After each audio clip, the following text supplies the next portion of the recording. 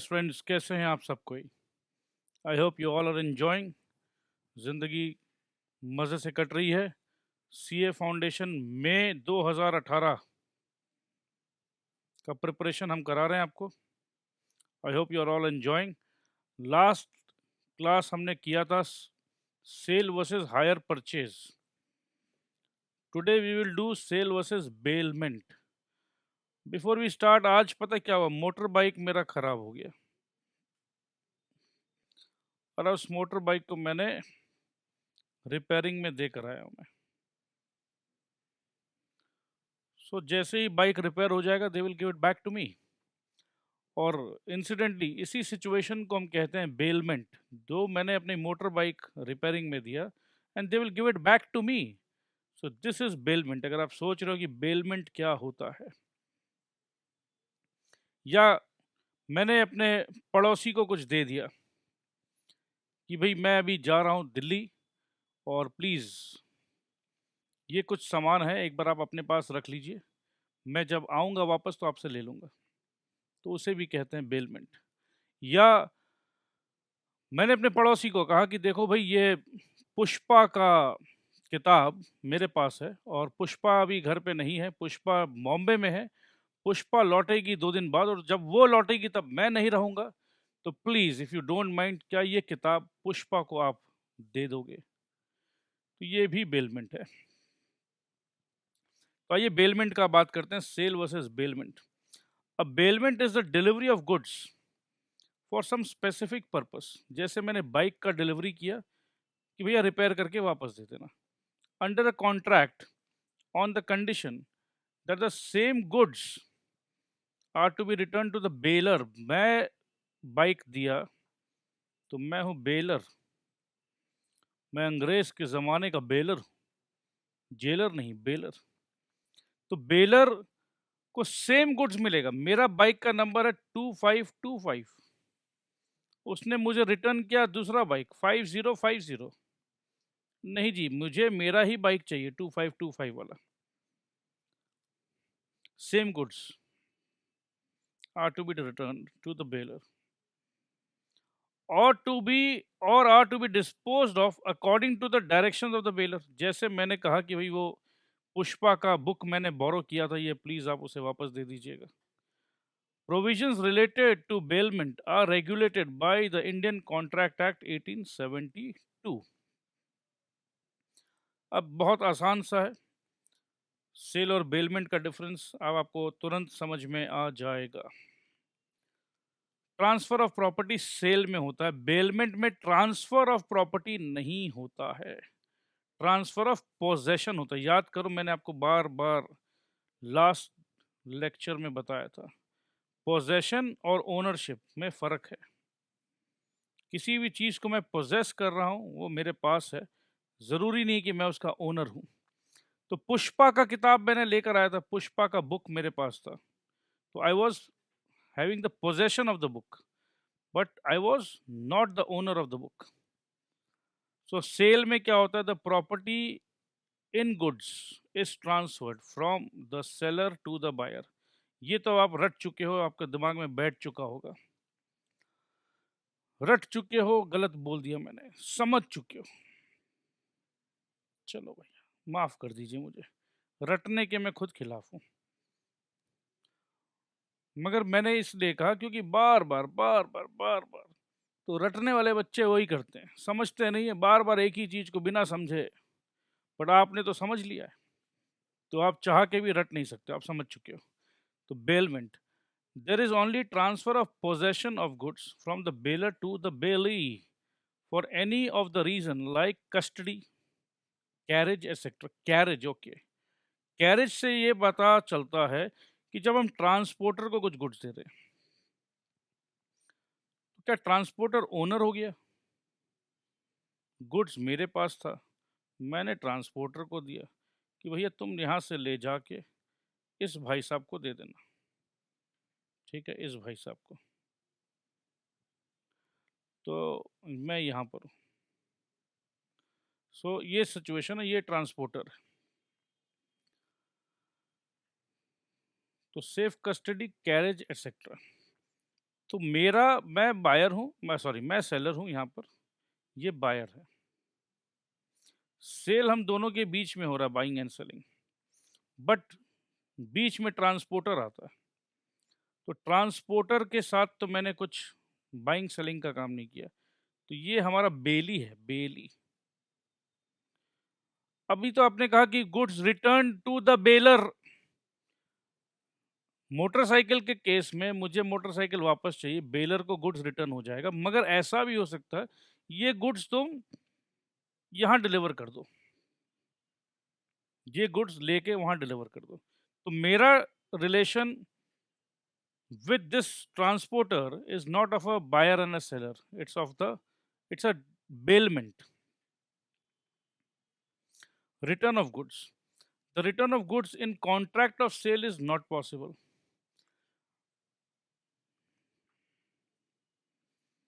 Contract of sale में return का भैया कहाँ से रिटर्न करेंगे, कॉन्ट्रैक्ट हो गया। सर अगर कोई गुड्स खराब हुआ, ये हुआ, वो देखो अलग चीज़ है, बट अभी अपने ये बात कर रहे हैं कि क्या रिटर्न ऑफ गुड्स होता है क्या, कि एक बार मैंने माल बेच दिया, अब मैं वापस तुम्हें रिटर्न करने आ रहा हूँ, ऐसा कुछ अरेंजमेंट होता है क्या? तो कॉन्ट्रैक्ट ऑफ सेल में ऐसा अरेंजमेंट नहीं होता है।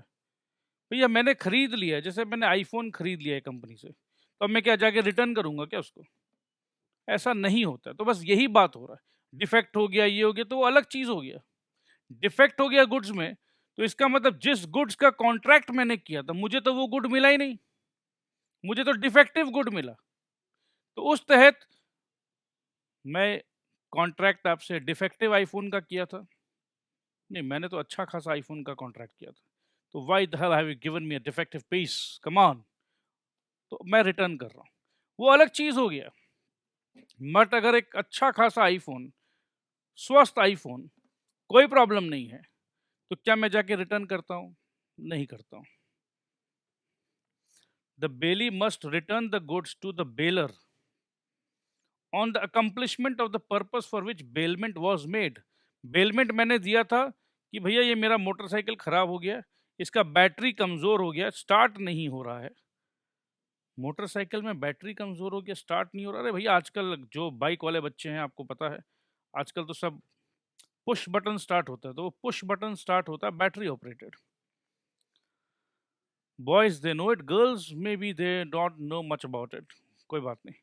तो कंसिडरेशन क्या होता है? The consideration is the price in the terms of money. याद करो हमने बताया था कि कैश होता है, बट कैश प्लस काइंड भी होता है, बट ओनली काइंड नहीं होता। तो मनी इज कैश, तो कंसिडरेशन हो गया, मतलब money is money, okay, money is cash नहीं होता, मनी का मतलब कैश, चेक, डीडी सब कुछ होता है, ठीक है।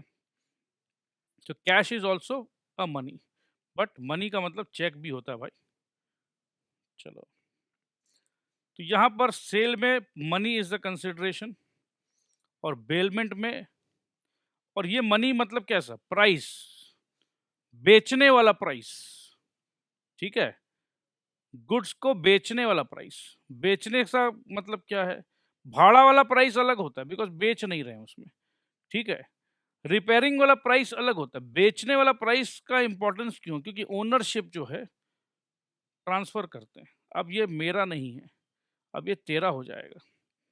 तो सेल में कंसिडरेशन होता है price of the goods which I want to sell, and that is in terms of money. The consideration may be gratuitous or non ग्रेटिट्यूस। अब जैसे पड़ोसी को मैंने कहा कि वो किताब उसको दे देना, तो मैं थोड़ी ना पड़ोसी को बोलूँगा वो देने का आप क्या 10 रुपये चार्ज करोगे? तो कोई कंसिडरेशन नहीं है, ठीक है, हाँ कर देंगे। अब अगर मैंने किसी को कह दिया, अपने दोस्त को ही कह दिया, अरे यार ये आईफोन मेरे से देख यार, चल नहीं रहा ठीक से, इसका सॉफ्टवेयर अपग्रेड कैसे होता है ये सब मेरे को आता नहीं है यार, तो मैंने अपने दोस्त को दे दिया, बोला ठीक है यार तू ले जा अपने घर पे, और कल मुझे रिपेयर करके या देख करके या ठीक करके ला देना। तो दोस्ती में कोई ऐसा नहीं था कि कुछ कंसिडरेशन का बात है, बट ये भी मतलब नहीं था कि मैंने अपने दोस्त को फ़ोन दे दिया और अब वो ला के नहीं दे रहा। फ़ोन दिया था रिपेयर करने के लिए भाई, तेरे को यूज़ करने के लिए नहीं दिया था। तो इट्स अंडरस्टूड कि तुम रिपेयर होते के साथ ला के दे दोगे। रिपेयर नहीं भी हो रहा है तो तुम बोलोगे भैया रिपेयर नहीं कर पा रहा हूं, ये अपना फोन वापस ले। अब आइए बात करते हैं दूसरा, नहीं तीसरा। तीसरा हेडिंग है sale and contract for work and labour. Work and labour, ठीक है। लेबर, आपको पता है लेबर क्या किसे कहते हैं? वर्क, वर्क तो मतलब होता है काम। सेल का मतलब होता है बिक्री, बेच देना। तो ये क्या रिलेशन है, आइए अभी देखते हैं। A contract of sale of goods is one in which some goods are sold, ये तो एकदम इजी है। Or to be sold for a price, पैसा दे माल ले, इसे कहते हैं sale. But where no goods are sold and there is only the doing or rendering, ये बड़ा अच्छा बात है भाई, डूइंग और रेंडरिंग। मेरा एक दोस्त है, सिद्धार्थ नाम है, he is exporter of leather goods.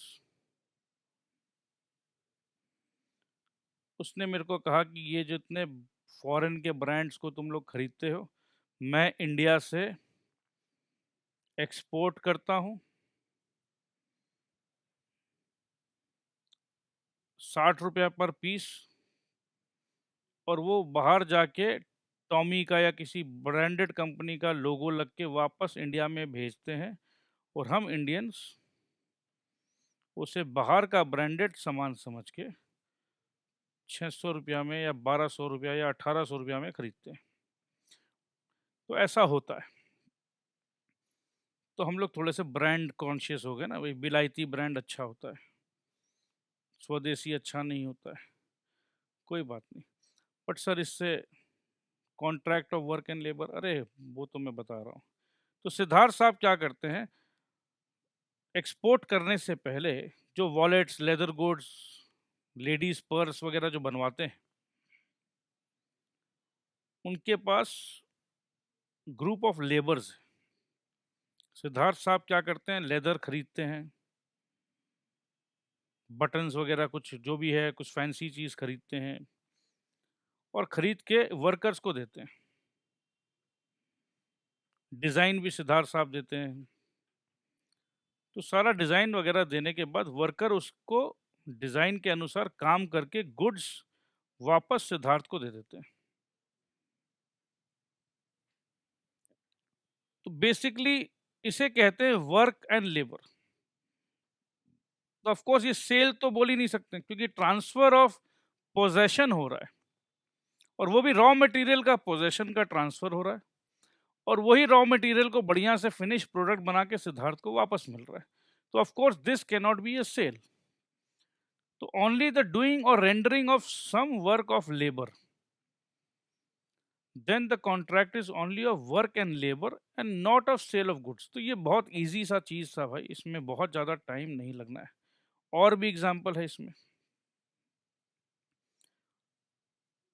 पुराने जमाने में, आज से 40-50 साल पहले की बात है, गोल्ड हमारे पास है, और मैं डिजाइन देकर या किसी बोलते हैं सुनार को, गोल्ड स्मिथ को, कि ये मेरा गोल्ड है, इस गोल्ड को आप पिघला के, ये अंगूठी है, मेरे पास रिंग है, बट मैं इस रिंग का डिज़ाइन मुझे पसंद नहीं है, आप कुछ और डिज़ाइन बना दीजिए, या कुछ इस रिंग इसको कन्वर्ट कर लीजिए। तो ऐसा होता था, where gold is supplied to a goldsmith for preparing an ornament, और when an artist is asked to paint a picture. तो ये सब में सेल नहीं हो रहा है, ठीक है। तो वर्क कॉन्ट्रैक्ट हो रहा है, ठीक है। अब ये चीज आपको समझ में आ चुका है। अब इजी सा टॉपिक है, contract of sale how made. अच्छा जी, according to section 5 subsection 1, a contract of sale कैसे होता है ये? अब देखो ये एकदम बचकाना सा चीज़ है, ये फास्ट रीडिंग कर लेता हूँ मैं। Is made by offer to buy or sell goods, ये हम पढ़ चुके हैं। फॉर अ प्राइस, ऑफर होता है, बायर ऑफर देता है कि मैं ये खरीदना चाहता हूँ, ये सेलर ऑफर देता है, प्राइस का बात तय होता है। And the acceptance of such offer, तो ऑफर में एक्सेप्टेंस हम ये सब पढ़ चुके हैं। द कॉन्ट्रैक्ट में provide for immediate delivery, contract में लिखा हुआ है अभी के अभी डिलीवरी दो।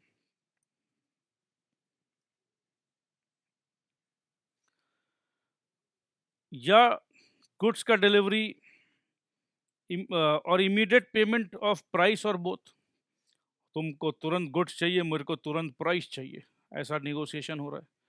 और for the delivery of payment by installments, अब ये पेमेंट जो होगा ये इंस्टॉलमेंट होगा।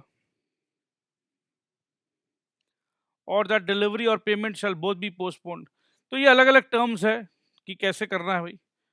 Further as per subsection 2 of section 5, subject to provisions of any law for the time being in force, a contract of sale may be made in writing or by word of mouth. अब ये contract जो होता है ये writing में हो सकता है, वर्ड ऑफ माउथ हो सकता है, partly in writing partly bye word of mouth हो सकता है, और may be implied by the conduct of the parties.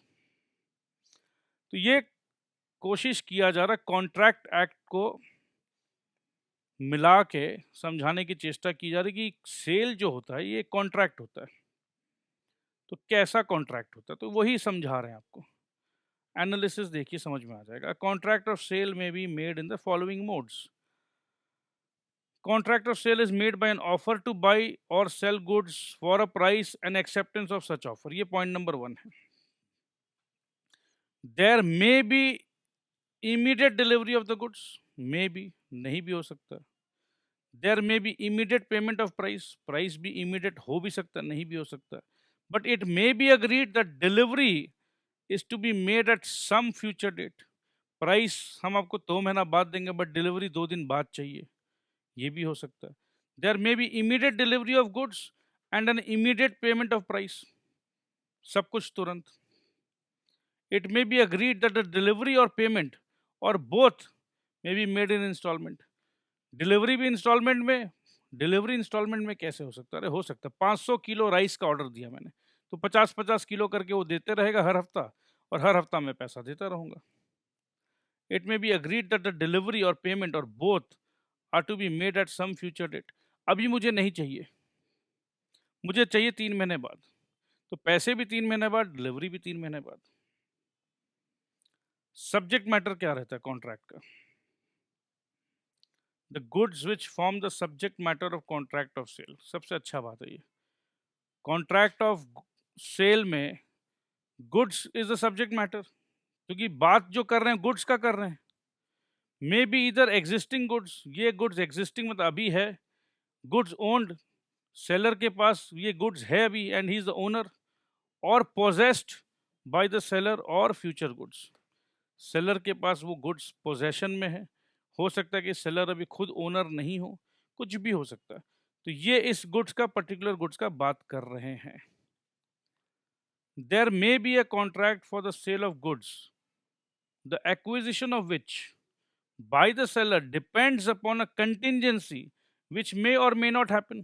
अब ये बताया जा रहा है, वही कंटिंजेंट गुड्स का बात कर रहे हैं कि सेलर बोल रहा है कि देखो मैं अगर स्विट्जरलैंड गया और स्विट्जरलैंड में वो पेंटिंग मिला तो मैं ले आऊंगा, और मैं अगर ले आया तो मैं तुम्हें बेच दूंगा 2 लाख रुपए में। तो वो गया स्विट्जरलैंड, तो एक कंटिंजेंसी है, जाएगा तो ही मिलेगा, और जाने के बाद भी हो सकता है नहीं भी मिले, तो ये सब सिचुएशंस को कंटिंजेंसी बोलते हैं।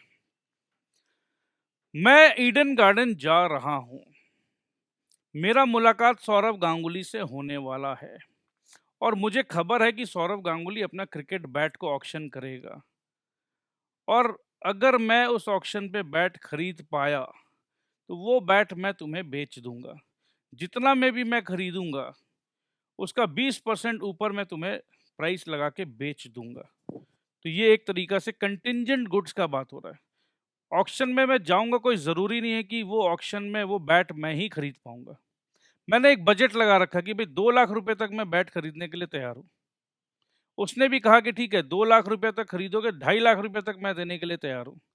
अब अगर किसी और ने बोली 5 लाख रुपए का लगा दिया तो वो बैट मैं नहीं खरीद पाऊंगा, तो ना मैं खरीद पाऊंगा ना मैं बेच पाऊंगा।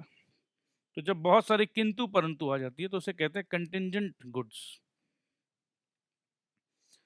अ contract for sale of certain cloth to be manufactured by a certain mill, कोई अलग तरीका का कपड़ा बनाएंगे, इज अ वैलिड कॉन्ट्रैक्ट। अभी तक बनाया नहीं है बट बनाएंगे।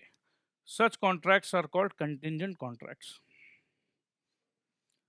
Where by a contract of sale the seller purports मतलब फॉल्स एक्शन, सेलर कुछ गलत एक्शन दिखा रहा है, to effect a present sale of future goods.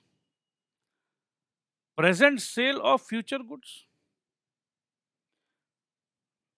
The contract operates as an agreement to sell the goods. हो क्या रहा है? Where by a contract of sale the seller purports to effect a present sale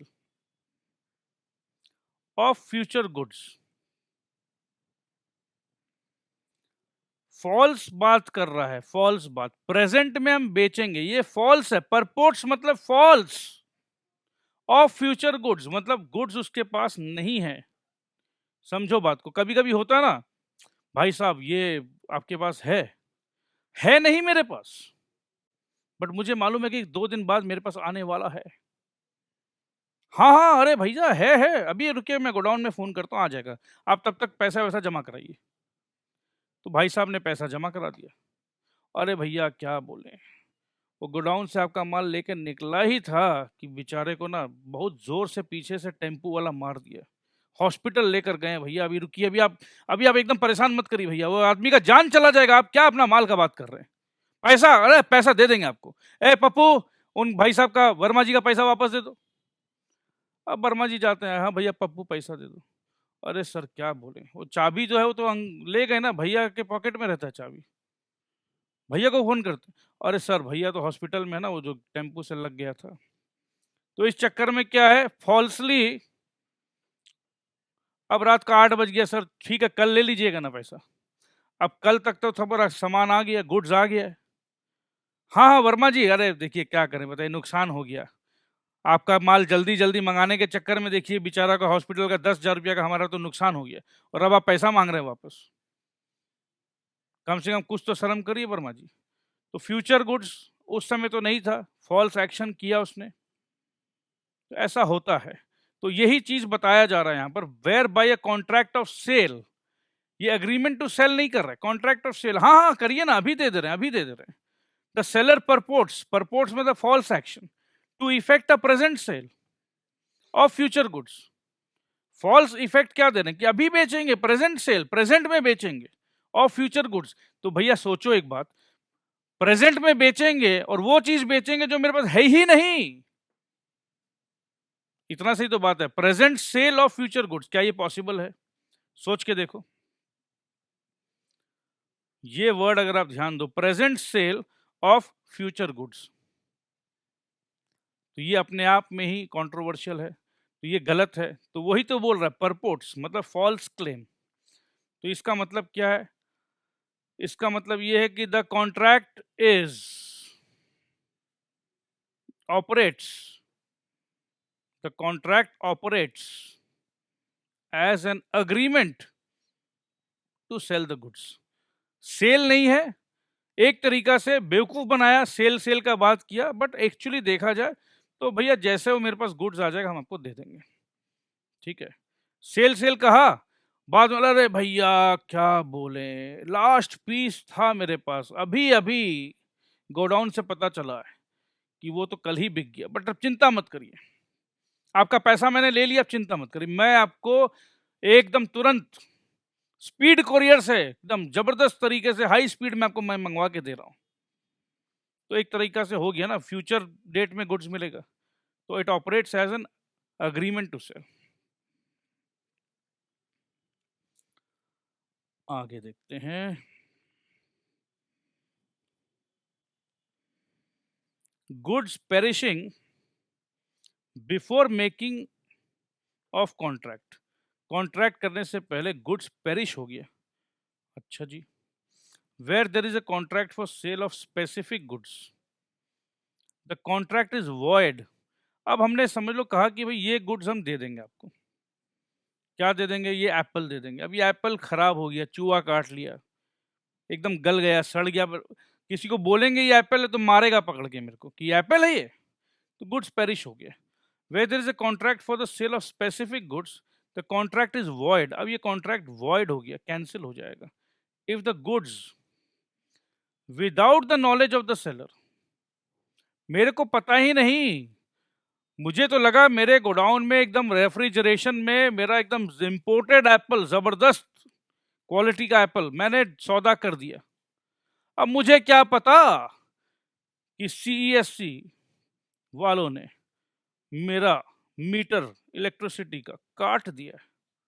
metre cutting, why meter cutting, no bill payment, no money. क्या करें भैया, धंधा खराब है, पैसा नहीं दिया मैंने, तो रेफ्रिजरेटर में जो सामान रखा हुआ था या पैसा मैंने दे दिया था, मैंने बल्लू पहलवान को दिया था, अरे बल्लू ये पैसा दे देना। हाँ हाँ हाँ, अब वैलेंटाइन डे का था भैया, ध्यान नहीं दिया, 13 फरवरी को मैंने बल्लू को पैसा दिया। अब बल्लू हमारा एकदम मस्टंडा। अब आजकल तो देखो भैया, हर आदमी के पास वैलेंटाइन डे में कोई ना कोई गर्लफ्रेंड होती है, तो बल्लू के पास भी गर्लफ्रेंड थी। तो बल्लू ने क्या किया, 13 फरवरी को सीएससी को पैसा नहीं देकर वो अच्छा सा जाके शॉपिंग मॉल में जाकर शॉपिंग कर लिया और इलेक्ट्रिक का मीटर कट गया, मुझे पता ही नहीं। और वहाँ एप्पल 50 किलो एप्पल का सौदा किया था मैंने, वो 50 किलो एप्पल खराब हो गया, मेरे नॉलेज में ही नहीं है, मैं क्या करूं। तो इस सिचुएशन पे ये कॉन्ट्रैक्ट जो हुआ है ये वॉइड हो जाएगा, because if the goods without the knowledge of the seller, मेरे नॉलेज में नहीं था, have at the time when the contract was made perished or become damaged। अब वो एकदम पेरिस्ट हो गया, मतलब समझ लो चूहा ही खाट गया, ये डैमेज है इस तरीका से हो गया कि मैं उसको बेच नहीं सकता हूँ। As no longer to answer to their description contract, अरे वाह क्या इंग्लिश है यार, no longer to answer to the description. Answer to the description का मतलब पता क्या है, मैंने कहा था अरे बाबूजी ये एप्पल देखिए बाबूजी, एकदम जबरदस्त कड़ा, क्या लाल, क्या जूसी, ये डिस्क्रिप्शन मैंने दिया था, ठीक है।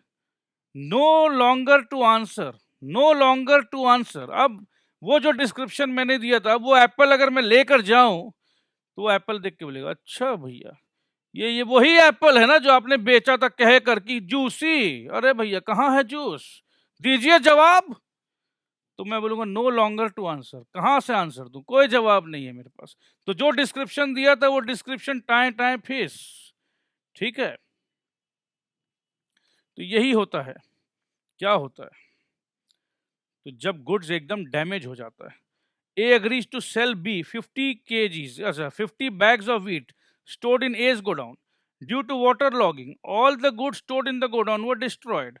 At the time of agreement, neither parties were aware of the fact. The agreement is void. Goods perishing before sale, but after agreement to sell.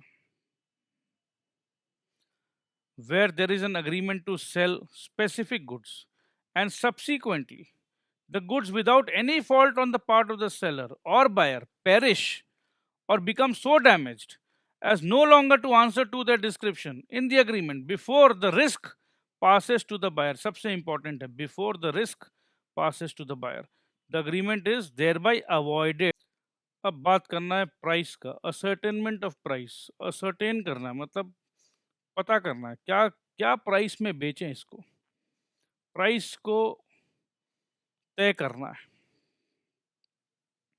Ascertainment of price, section 9.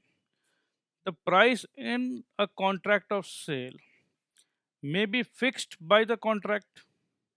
इस contract में हमने price को fix कर दिया है कि भैया आप जो भी चावल हम आपसे खरीदेंगे 20 रुपया किलो, प्राइस फिक्स्ड कॉन्ट्रैक्ट में। or may be left to be fixed in manner thereby agreed। Price fix नहीं कर पाएंगे। क्यों नहीं कर पाएंगे? क्योंकि मैं ट्रांसपोर्टर हूं, मेरा प्राइस डीजल के दाम पे डिपेंड है, और डीजल का प्राइस कभी ऊपर होता है, कभी नीचे होता है। तो हमने एक फॉर्मूला तय किया है कि डीजल का प्राइस, अगर आज डीजल का प्राइस 50 रुपया है तो ये मेरा रेट है। लेट से मेरा रेट ये है। अगर अब डीजल का प्राइस बढ़ा तो ये फॉर्मूला लगा के एस्केलेशन क्लॉज, ठीक है। और अगर प्राइस घटा तो नहीं नहीं नहीं, देखो ऐसे भी नुकसान है, घटने से देखो हम कुछ कम नहीं करेंगे, मगर अगर प्राइस बढ़ गया तो हम ये करेंगे। तो चलो जो भी, जैसा भी टर्म्स है, जैसा दोनों पार्टी ने अग्री किया, तो प्राइस उस हिसाब से फिक्स होगा। ये तो मैंने आपको एक एग्जांपल दिया था। तो बायर एंड सेलर अगर राजी है, तो मैं आपको बार बार बोलता हूँ ना, वो राजी है तो भाई आपको क्या प्रॉब्लम है? तो प्राइस चाहे तो कॉन्ट्रैक्ट में फिक्स हो जाए, या प्राइस फिक्स करेंगे हम लोग इस तरीके से, और may be determined by the course of dealing between the parties. अरे भाई साहब, दाम का क्यों चिंता करते हो? आप पहले मेरा माल लेकर तो जाइए, यूज करके तो देखिए, उसके बाद देखो बाजार में आप भी है, मार्केट में मैं भी मार्केट में हूँ। भैया मार्केट से ज़्यादा आप दोगे नहीं, मार्केट से कम हम लेंगे नहीं। अरे काम तो शुरू करिए।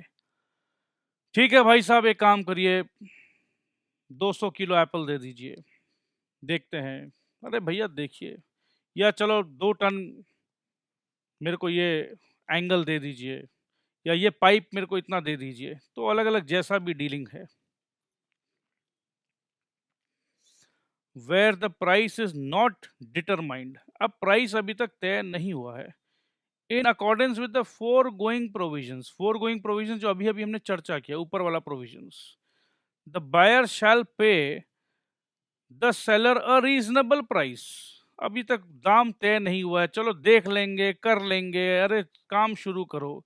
तो बायर ने सेलर को रीजनेबल प्राइस दे दिया। बायर ने कहा कि भैया 2000 रुपया टन मेरे को तो ठीक लगता है।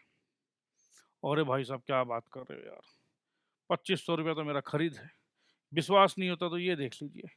तो भाई अब ऐसे ही बात करते करते आपस में तय हो जाएगा। मगर अगर कुछ तय नहीं हुआ है तो बायर का ड्यूटी बताया जा रहा है, the buyer shall pay the seller a reasonable price. Buyer को क्यों पे करना है? अरे पे तो बायर ही करेगा, सेलर थोड़ी ना पे करेगा। तो इसीलिए भैया buyer will pay the seller a reasonable price. What is a reasonable price is the question of fact. अब रीजनेबल प्राइस क्या है?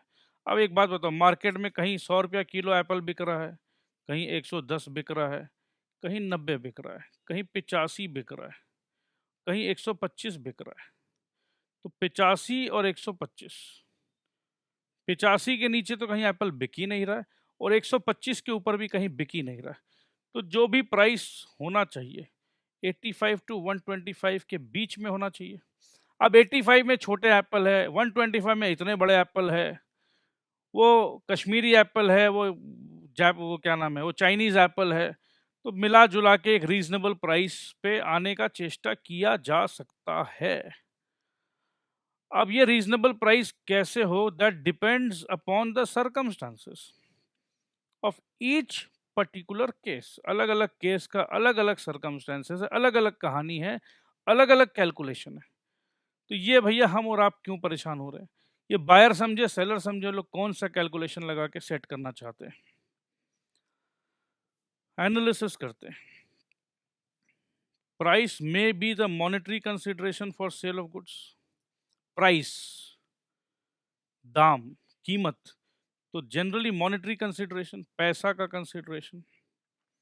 Bye virtue of section 9 the price of the contract of sale may be fixed by the contract, agreed to be fixed in a manner provided by the contract, example by the valuer, कि price तो valuer fix करेगा। और determined by the course of dealings between the parties, कि deal करते हैं आपस में, देख लेंगे, तय कर लेंगे। Agreement to sell at valuation, valuation कर लेंगे और वो पैसा आप दे दीजिएगा। जैसे कई बार क्या होता है, अब इस ज्वेलरी में कितना सोना लगेगा, देखो ये बनाने के बाद ही बता पाएंगे। ज्वेलरी का डिजाइन अच्छा लगा, कितना सोना लगेगा, तो सोना जितना लगेगा उसका ये वैल्यू है। बट सोना का वैल्यू आज का ये है, जिस दिन हम आपको डिलीवरी करेंगे उस दिन का वैल्यू पकड़ेंगे हम। ये अलग अलग ज्वेलर्स का अलग अलग वैल्यूएशन टेक्निक्स है।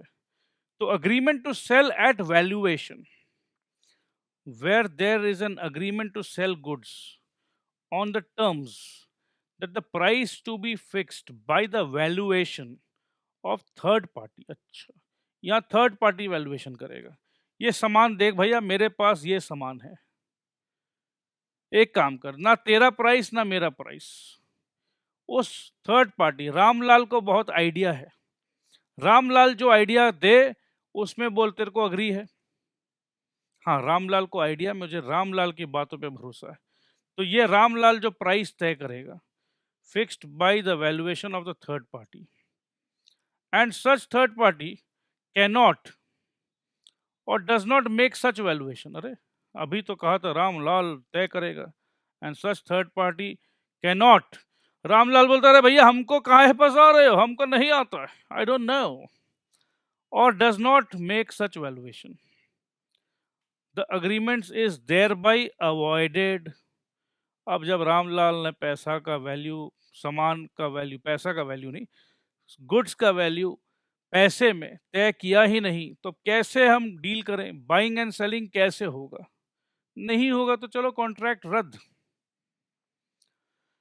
Provided that if the goods or any part thereof have been delivered to. अरे भैया रामलाल जी ने तो प्राइस बताया नहीं, गुड्स तो हमारे पास आ गया है, and appropriated by the buyer.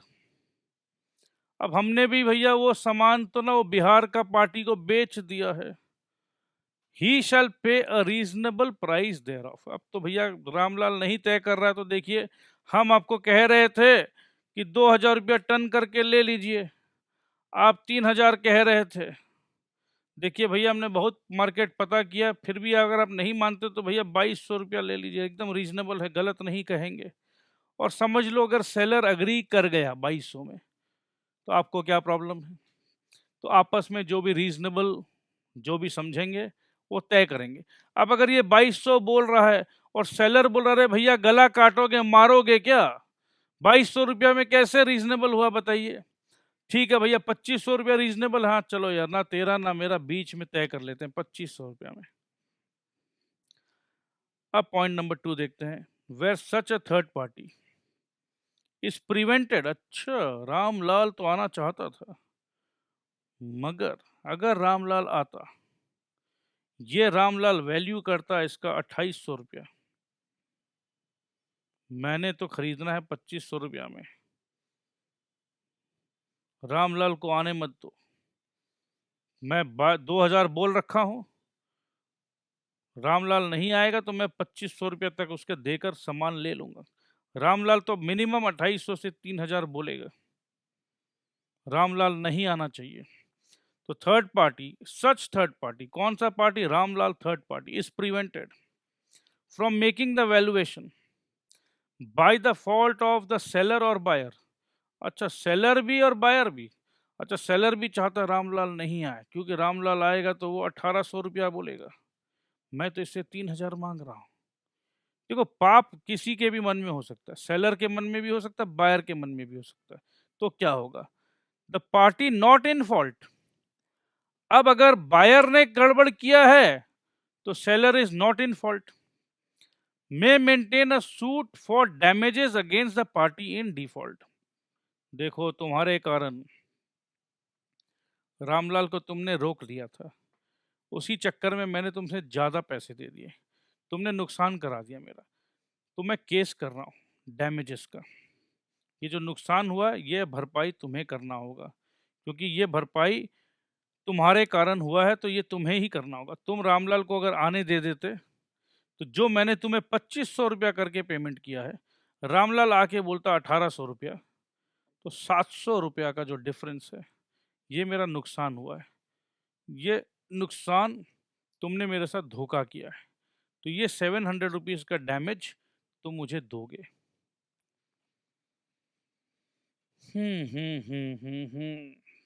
चलिए, सेक्शन 10 प्रोवाइड्स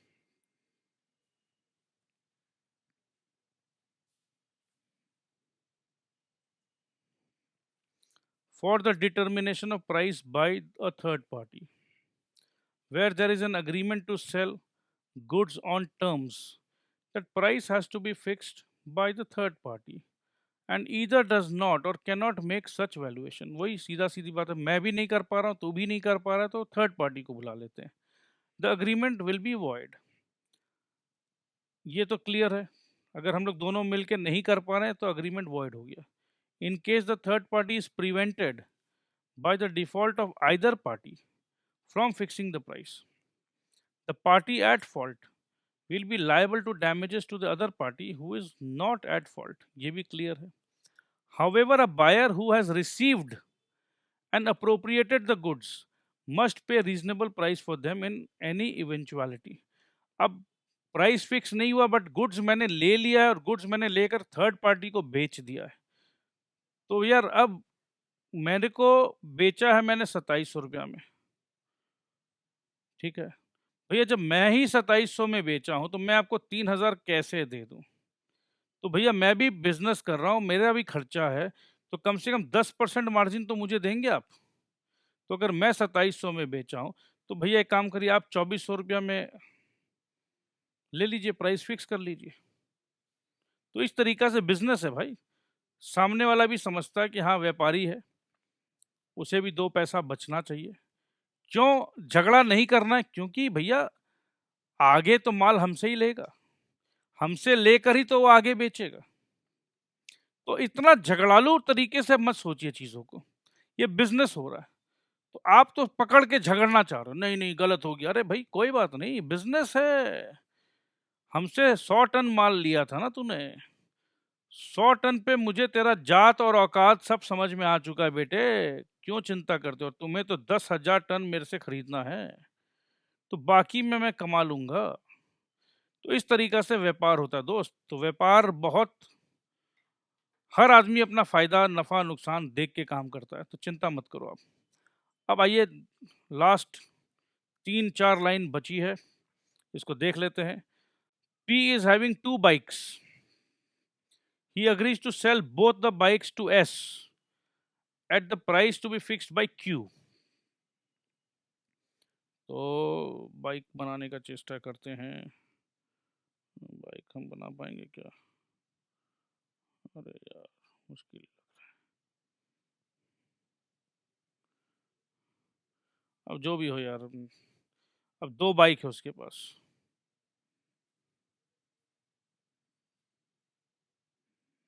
सर ये तो कुछ और ही लग रहा है, अब जो भी लग रहा हो, ये 2 बाइक है और P है, P he is agreeing to sell it to S, और वैल्यू करेगा कौन? Q।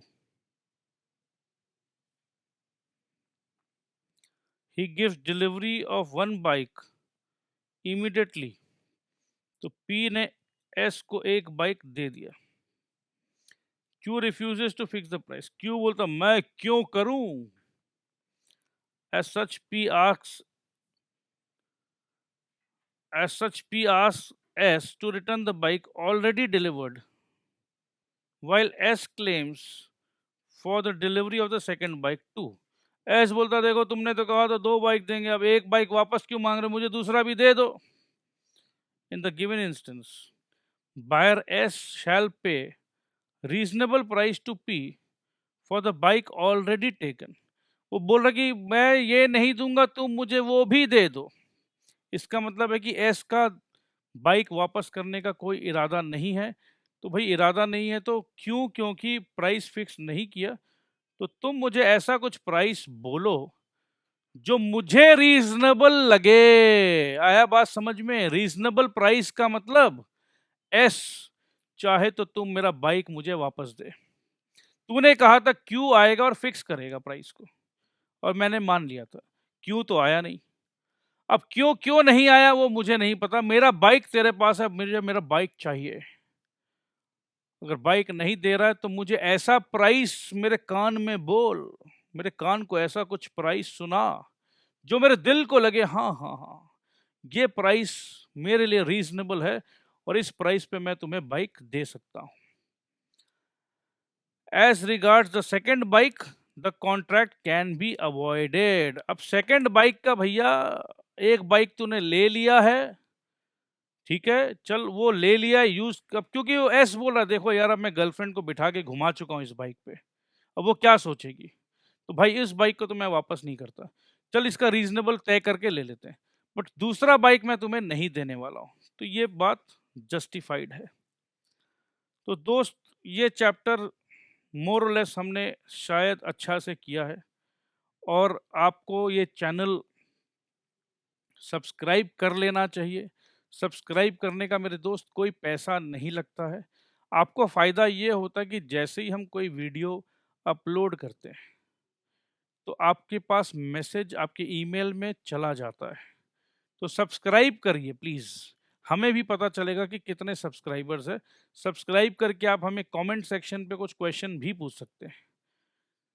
तो क्योंकि हमारे पास समय है आज, जनरली एक लेक्चर हम 1 घंटे का करते हैं, अभी क्योंकि हमारे पास समय है तो क्यों ना आज हम ये एमसीक्यू खेलें।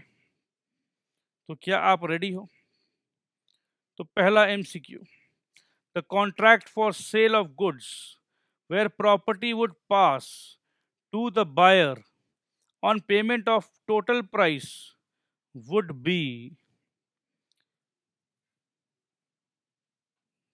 Property would pass to the buyer on payment of total price, मतलब आधा अधूरा प्राइस नहीं, टोटल प्राइस। तो क्या आपको नहीं लग रहा है ये कंडीशन है? ये कंडीशन पूरा करो तो माल मिलेगा। तो जब भी कोई कंडीशन आ जाता है तो क्या होता है? कंडीशंस का बात अगर है मेरे दोस्त, तो इस सिचुएशन पे हम इसे कहेंगे, क्या कहेंगे? सेल कहेंगे? नहीं कहेंगे। Hire purchase? नहीं। Sale on approval? नहीं।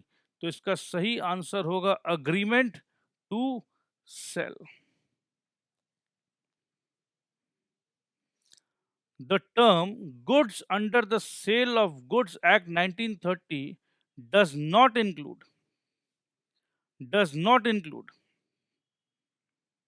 does not include goodwill, stock and shares, harvested crops। याद करो दोस्त, एक्शनेबल क्लेम्स गुड्स नहीं होता है, ठीक है। तो ये है सही answer. A contract for the sale of future good is sale नहीं। फ्यूचर गुड कैसे हम आज बेच सकते हैं? वॉइड? अरे नहीं नहीं, हम बेच सकते हैं, कॉन्ट्रैक्ट कर सकते हैं। Higher purchase? नहीं। तो सही आंसर है agreement to cell.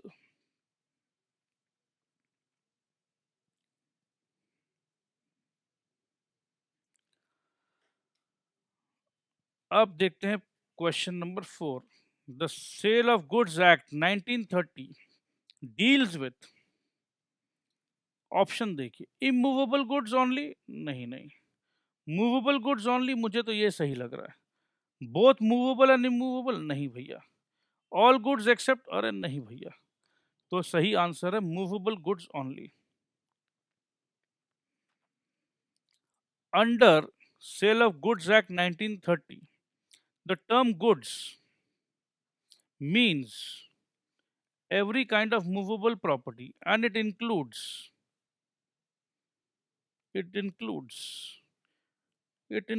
Stock and share. हाँ जी, याद आ रहा है मुझे, स्टॉक एंड शेयर कहा गया था कि इंक्लूड करते हैं। It includes growing crops, grass. हाँ जी, याद आ रहा है। None of the above? नहीं नहीं, ये तो हो नहीं सकता। So it includes both A and B. हाँ जी, तो इसका सही आंसर है सी।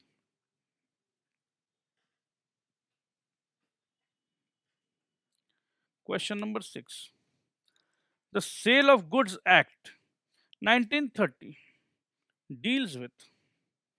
अब सेल ऑफ गुड्स एक्ट है तो भैया ये मॉर्गेज से क्यों डील करेगा, प्लेस से क्यों डील करेगा, नन ऑफ द अबव क्यों होगा, ये सेल से डील करता है। तो बहुत सिंपल है।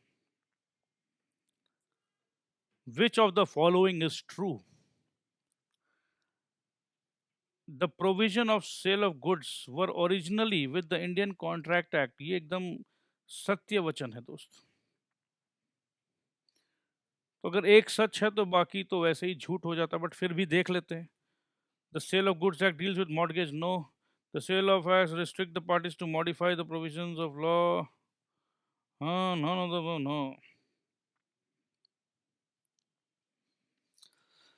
Goods which are in existence at the time of contract of sale is known as। बताइए, मेरे पास ये सामान है तो प्रेजेंट गुड्स। ये गुड्स प्रेजेंट गुड्स नहीं भैया, एग्जिस्टिंग गुड्स कहते हैं। लॉ के लैंग्वेज में हम एग्जिस्टिंग गुड्स कहते हैं। क्वेश्चन नंबर 9 में आ जाइए। विच of the following is not a form of delivery?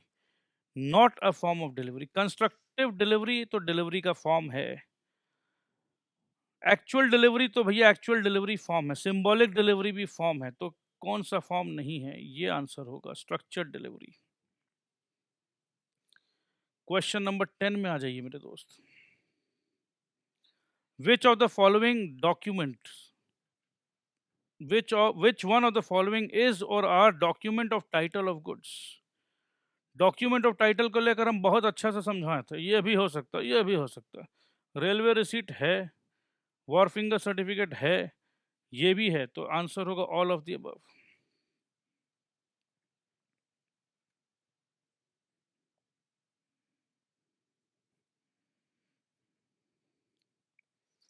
Which of the following is not true? Not true, not true देखना है अपने को। Document showing title is different from document of title, ये तो बिल्कुल एकदम सच है। Bill of lading is document of title to goods, ये भी सच है। Specific goods can be identified and agreed upon at the time of contract of sale, भैया ये भी तो सच लग रहा हमें। तो कहने का मतलब है नॉट ट्रू कोई भी नहीं है। तो ये आंसर होगा D. Specific goods can be identified, बिल्कुल, कि मुझे यही गुड चाहिए, स्पेसिफिकली मुझे को यही चाहिए, आईफोन का यही मॉडल चाहिए। And agreed upon at the time of contract, हाँ जी मैं यही गुड्स आपको दूंगा। तो इसमें कोई प्रॉब्लम नहीं होना चाहिए। Mercantile agent is having the an authority to. Mercantile agent क्या करेगा? उसके पास अथॉरिटी क्या चीज का है? सेल और कंसाइन गुड्स, बिल्कुल अथॉरिटी है। रेज मनी, बिल्कुल अथॉरिटी है। सेल और बाय गुड्स, बिल्कुल अथॉरिटी। तो एनी ऑफ दी अबव, मतलब कोई भी काम का अथॉरिटी इस मर्केंटाइल एजेंट के पास है। Contract of sale is, contract of sale क्या एग्जीक्यूटरी है? एग्जीक्यूटरी मतलब कुछ पेंडिंग है, तो ये अग्रीमेंट टू सेल हो जाएगा। एग्जीक्यूटेड कॉन्ट्रैक्ट होगा मेरे दोस्त, executed contract. Contract of sale, executory contract. But याद करो दोस्त मेरे, कॉन्ट्रैक्ट ऑफ सेल को इंक्लूड करते हैं हम अग्रीमेंट टू सेल को भी। तो क्या आपको नहीं लगता कि कॉन्ट्रैक्ट ऑफ सेल में अग्रीमेंट टू सेल भी आता है? तो ये एग्जीक्यूटरी भी होगा, एग्जीक्यूटेड भी होगा। तो आंसर होगा both of the above.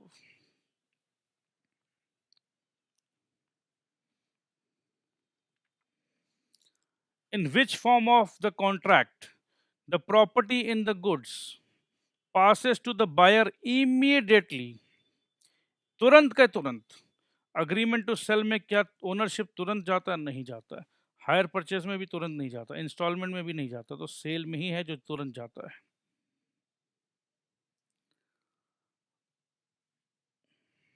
In case of hire purchase, the hirer can pass the title to a bona fide purchaser. हायरर के पास खुद के पास टाइटल नहीं है, तो वो कैसे टाइटल पास करेगा? वो नहीं कर सकता। फॉल्स। कहने का मतलब है कि आंसर ये होगा। In the contract of sale, the agreement may be expressed और implied from the conduct of the parties. क्या लगता है मेरे दोस्त? इसका जवाब आपको क्या लगता है, क्या होना चाहिए? कि कॉन्ट्रैक्ट ऑफ सेल में अग्रीमेंट में भी expressed implied from the conduct of the parties. बिल्कुल सच है ये। 17 नंबर में आइए। In a contract of sale, subject matter of contract must always be money. Subject matter contract of sale, subject matter is always money. क्या सिर्फ पैसा का बात होता है कॉन्ट्रैक्ट ऑफ सेल में? पैसा के साथ साथ मनी, क्या चीज का मनी? गुड्स का। तो सिर्फ मनी का बात नहीं होता, तो ये फॉल्स होगा। Selection of goods with the intention of using them in performance of the contract with the mutual consent of the seller and the buyer is known as। ये बताइए आप। गुड्स को सेलेक्ट कर लिया भैया, गुड्स को select कर लिया है। Selection of goods with the intention of using them in the performance of the contract. इसका मतलब क्या? मेरा कॉन्ट्रैक्ट हुआ है, लेट्स से लैमिनेट्स का, लैमिनेट का कॉन्ट्रैक्ट हुआ है, और मैं जाके, बायर हूं मैं जाके सेलेक्ट कर लेता हूं कि भैया ये लैमिनेट मेरे को चाहिए। तो selection of goods with the intention of using them in the performance of the contract. Contract का परफॉर्मेंस हो जाएगा, लैमिनेट चाहिए था, with the mutual consent of the seller and the buyer. क्योंकि ये लैमिनेट मैंने जो पसंद किया, ये लैमिनेट आपके स्टॉक में है या नहीं है? हाँ जी, ये लैमिनेट मेरे स्टॉक पे है। क्या ये लैमिनेट आप मुझे दे सकते हो? हाँ जी, दे सकते हैं हम आपको। तो ऐसा अगर सिचुएशन है जहाँ कंसेंट दोनों पार्टियों का है, तो इसे हम डिस्ट्रीब्यूशन कहते हैं? नहीं जी। इसे हम अमोर्टाइजेशन कहते हैं? नहीं जी। इसे हम अप्रोप्रिएशन कहते हैं, स्टोरेज भी नहीं कहते हैं। तो दोस्तों 18 क्वेश्चंस तो हमने आपके साथ कर लिया, कुछ क्वेश्चंस और है। कुल मिला के 33 क्वेश्चंस है। देखते हैं कि समय कितना है हमारे पास। समय कितना है मैडम? समय कितना है? हेलो, 1 मिनट है। तो दोस्तों आज के लिए इतना ही है, क्योंकि जैसे हमने किया बाकी आप कर सकते हो। तो 1 मिनट का समय है, 1 घंटा से ज़्यादा नहीं पढ़ाना चाहता हूँ मैं आपको। और प्लीज़ सब्सक्राइब बटन को दबाइए, पैसे नहीं लगते हैं। और लाइक बटन को प्रेस करिए, उसमें भी पैसे नहीं लगते, हमें मोटिवेशन ज़रूर मिलेगा। Thank you very much, keep enjoying the lectures. ये लेक्चर्स 31 मार्च तक तो हम कोशिश करके इसको फ्री रखेंगे। उसके बाद we will have some paid subscription that we will let you know later on. So be in touch and tata bye bye.